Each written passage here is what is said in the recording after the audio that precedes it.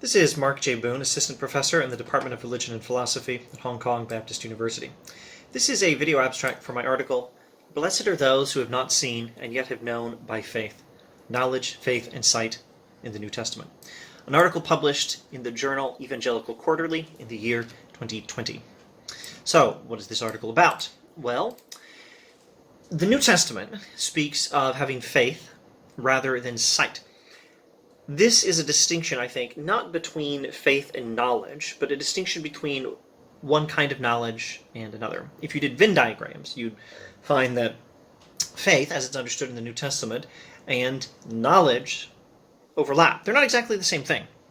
And not all faith is knowledge. Not all knowledge is faith.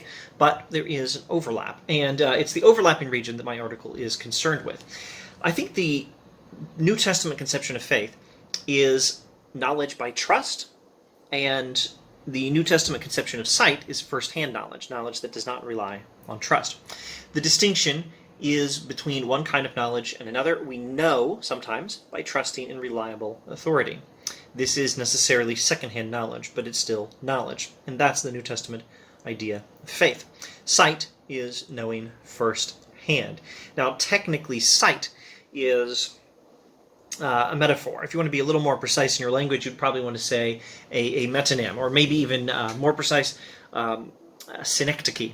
That's S-Y-N-E-C-H-D-O-C-H-E, synecdoche. It's a particular literary device. Sight is a particular literary device for referring to a particular thing that it's associated with.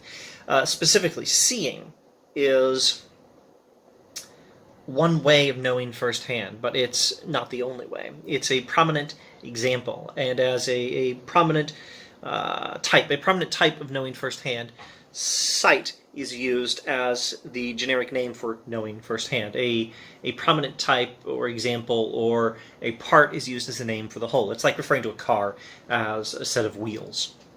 Okay, so sight is this kind of literary device for first-hand knowledge. So in my article, I explain these ideas, and I look briefly at two of the New Testament passages that distinguish faith from sight. One in the Gospel of John, and one in 1 Peter. And then I go into more detail in two other passages, 2 Corinthians chapter 5, verse 7, and Hebrews 11:1. And while I'm on the subject, I think Hebrews 11:1 has usually been misunderstood, and this is largely because of what I think is a mistake in the way it's usually translated. Faith is not the evidence of things unseen. Faith is the elegkos, Greek epsilon, lambda, epsilon, gamma, chi, omicron, sigma. The elegkos of unseen pragmaton. That's from the Greek pragma, which would straightforwardly be translated as deeds. Elegkos could be translated as a reproof. Faith, in other words, is the change in your life, the call for repentance required by the unseen pragmaton, the unseen deeds, specifically the unseen deeds of Christ, which are referenced one or two chapters earlier in the book of Hebrews. Okay, so in summary, the New Testament speaks of having faith rather than sight, and this is a distinction, I think, between one way of knowing and another. Faith is, at least in the New Testament conception, trust. And it is understood in the New Testament as being a form of knowledge, as long as you're trusting the right sort of source. Very Augustinian concept of faith and knowledge, actually.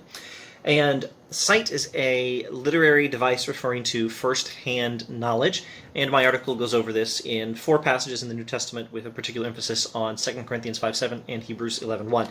Now, this article is recommended, I suppose, for anyone interested in religious epistemology stuff. It is available online at places like my academia.edu profile, I think maybe philpapers.org or ResearchGate. Now, the article available online is a pre-publication version of the paper. It will have the same ideas, most or all of the same words. It will not have the same pagination as the published version. For the published version, you want to access the article from the journal itself, Evangelical Quarterly. Thanks for watching.